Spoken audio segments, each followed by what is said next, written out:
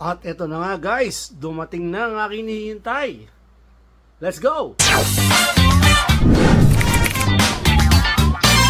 Nick Knock Talk. Woo! At ayun guys, no, ito na yung panahon, no, na ating pinakihintay. Kung maaalan nyo yung sinabi ko sa video, meron akong isang pop na nakuha na hindi ko pinakita sa inyo kasi hinihintay ko yung partner niya.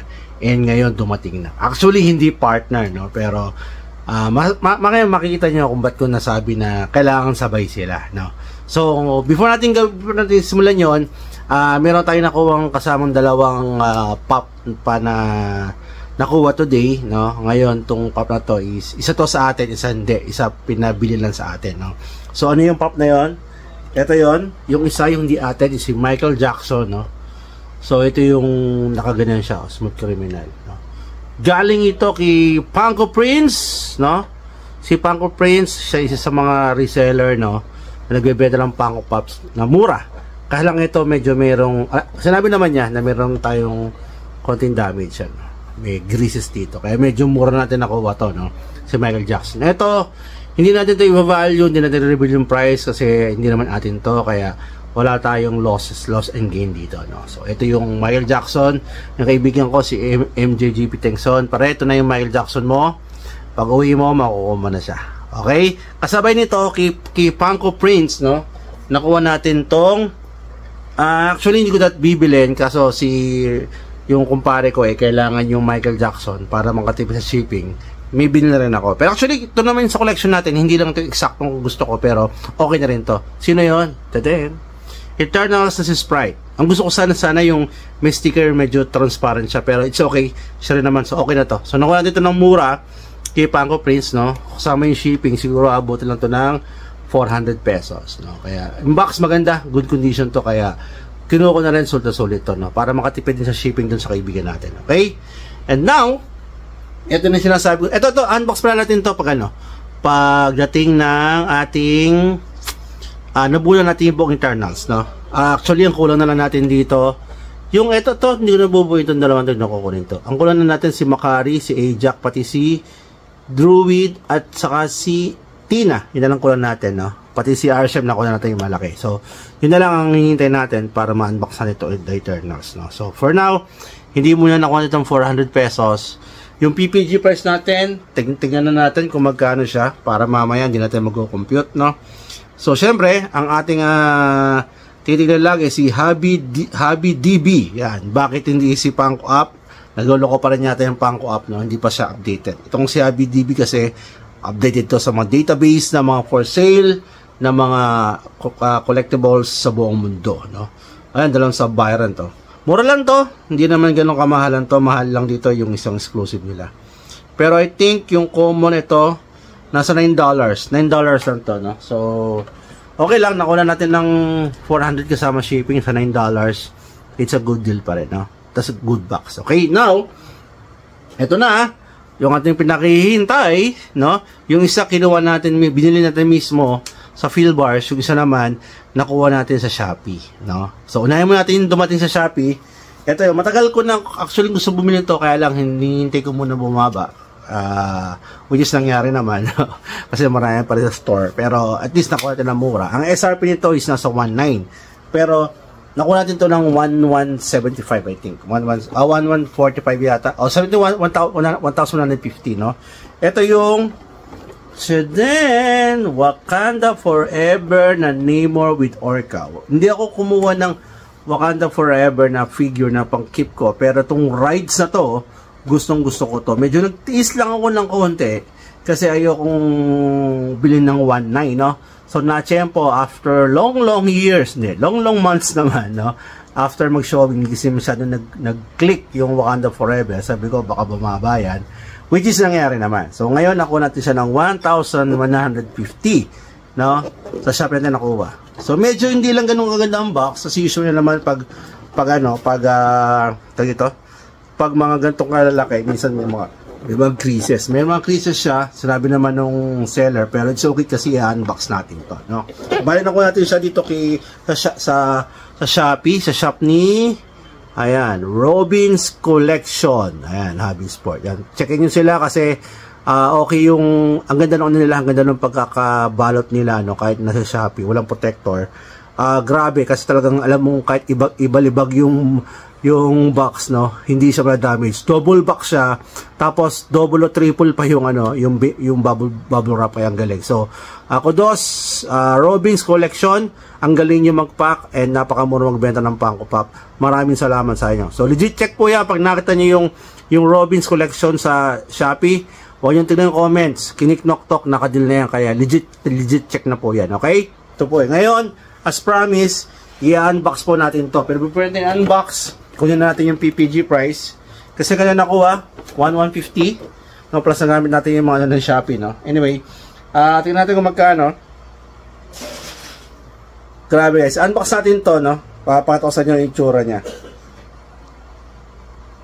Yon. Ang PPG price ni Namor with Orca is $30, no? Galing siyang 40, so bumaba nga siya from 4 to 7, naging $30 na lang siya. So $30 to si Namor with Orca. Pero i-unbox natin ta dito sa channel natin, ha?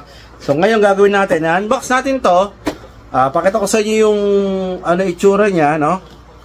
In 360 degree. Pero yung umikot-ikot natin baka sa end of this video natin ipakita, no? Pakita ko sa inyo yung itsura, no? Pag in-unbox siya, ganda nito, no? Ayan, no? Diba? Labas natin, tapos mamaya ilalagay natin doon sa turntable natin, no? Tingnan natin kung yung bubble head gem. Oh, ganda nito, grabe.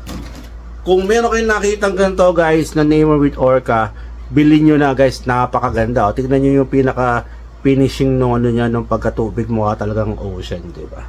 So ang ganda, oh. Yun, oh.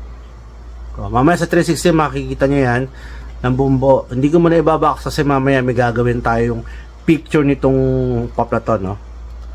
Ganda! Bubble head siya, tapos makikita nyo yung mga niya, oh. Ang ganda nito, sunod-sunod sa 1,150 to. Ang ganda, oh. Buti na lang, no, nakuha natin to. Hindi ako nagsisi na binili natin to, no. Tatago natin to. This is for keep. This is mine. Ito bibenta to. Ang ganda, no. So maraming pa sa field bars, guys. O kaya kung may makikita kayo, medyo mura na binibenta to, kaya bilhin nyo na. Maganda siya, no. And now, yung isa, sa actually, ito yung hintay ko, yung Namor. Ito na build na to. Hindi lang pinakita sa inyo, pero I think 5 days ago ko pa nabili. 5 days o 4 days. Kalimutan ko na. Anyway, ito siya. Bagong-bago siya. Hindi natin siya hinintay mag-sale kasi baka mamaya maubusan. Kasi ang ganda, eh. No? So, nanigurado na ako. Ito na ako natin. Tchadan! Aquaman and Storm. So, my purse. Hindi lang purse. Kasi meron na akong Black Adam, eh. No? So, ito yung second nating character from DC na Funko Pop. Yan. Na purse collection. So, nakuha siya ng SRP sa wheel bars ng 1.8. So wheel bars, thank you very much. Ang ganda ng box ng binigay sa atin. Talagang bumbo. Silipin natin kung meron siyang PPG price. I think baka wala pa to kasi bago lang to, eh. Kakalabas na ito, tong Aquaman. Although marami nilabas, pero ito lang kukunin natin, no? Meron na. Pero parang wala pang price. I think SRP 30 to. $30 din, $30, no? So $30 na nakuha. So parang yun ang SRP. Ito yun. Medyo marami siya, oh. Pero ang kailangan ko lang talaga ito, itong mismong particular pop na to. Hindi na natin kailangan yan. So, kasi naganda na ako kay Aquaman and Storm, kaya din binili, no? So, ngayon, as promised, syempre, i-unbox natin to, no? So, alam naman to si Nick Knock Talk. Kung sinabi i-unbox, i-unbox natin yan. Okay? So, ito na. I'm very excited, no? Yon. So, yung box niya, maganda, walang damage, no? Kung mabuksan natin ma-damage, doesn't matter kasi tatago natin to. This is for keep at hindi natin ito bebenta to. Gagawin ko pagtatabihin ko itong dalawang to kasi ang ganda niya, no? Back to back. Aquaman versus Namor. No, ang ganda. Okay. Mamaya natin papakita yun, no, sa end of clip kasi yung setup natin medyo mahirap ipakita. So mamaya sa 360 papakita natin yan, no? Pati yung pictures nila o yung video nila na magkaharap sila. Okay, so ito na. Ang ganda, grabe. Wala akong masabi. Good. Ang bigat. Good thing binili ko. Ayan, oh. Nakakita nyo yung detalye niya, no? Oh, napakaganda, oh. Yun, oh. Oh. Wow, wala akong masabi. Maganda tong ano to, tong rides na to. Maybe this may one of my favorite rides na ginawa nila. Syempre, si Tarokmak to, pinaka-paborito ko. And then, ito yung sumunod, no? Ganda! Ganda, yung detalye ng ano niya, oh. Trident yan and everything, oh. Ang ganda nito. Oh. Ang ganda. Grabe. Tapos, tingnan yung pagka-clear ng, ng water. Oh. Parang ano, yung Namor. Maganda siya. Magaling yung tumira nito. Kudos, Funko Pop, no? Ang ganda nung pagkakagawa nyo rito kay Aquaman and Storm, no? Grabe. Ayun. So, ito yung ano natin. Mamaya pipicture natin siya, pati bibidyo natin na magkatabi sila sa dun sa 360 natin degree na turntable. Tingnan natin kung makita nyo na itsura, no? Abangan nyo yun. Pero before natin gawin yun, before tayo matapos, ito yung computation natin, no? Si Sprite nakuha natin ng 400 pesos. Tama ba? 400 pesos. And then nag-ano siya ng to si Sprite. So 400 pesos natin nakuha. Pero yung PPG niya is $9, no? So compute natin mamaya yan. Tapos si Namor nakuha natin ng 1,150, tapos $30 siya, no? Tapos Namor $30. And then si Aquaman ganoon din. Nakuha natin siya ng 1,800, pero siya is $30 din. So ganda, oh. Oh, kita niyo pag back to back, oh, di ba? Picture natin mamaya yan, makikita niyo, no? Ganda, oh. Para sa naglalaban, magkatapat, yan, no? Oh, ha? Oh, di ba? Para magkalaban, no? Oh, Orca versus Storm. Okay? So, eto, ulit, 1,150, ang PPG price, $30. Ito nakuha na SRP, 1,800, si Aquaman and Storm, at $30 din ang current PPG price. Bago pa lang to, hindi tayo gagalaw o hindi, no? So anyway, checkin natin ito yung value kung gain tayo, no?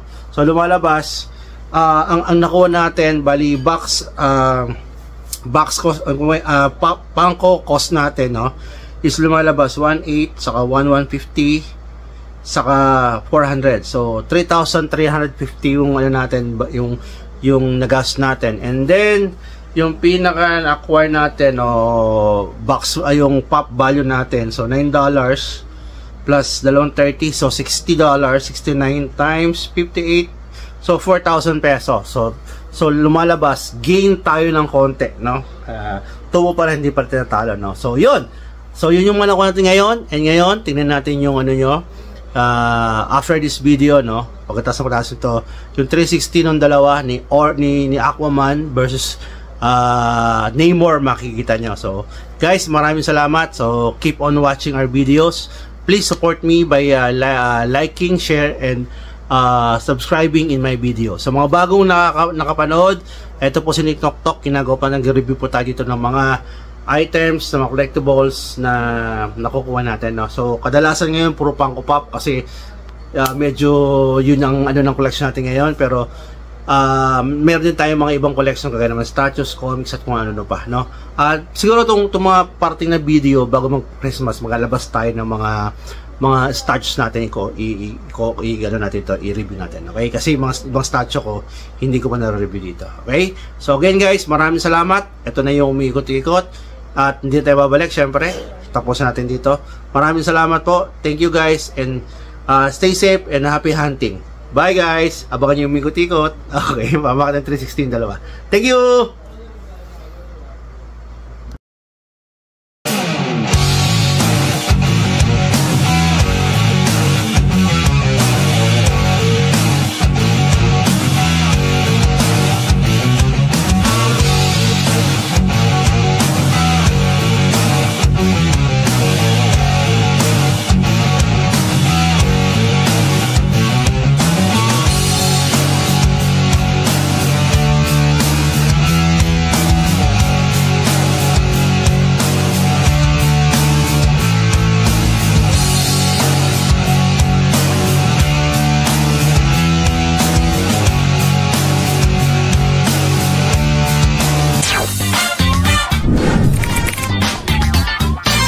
Nick Knock Talk.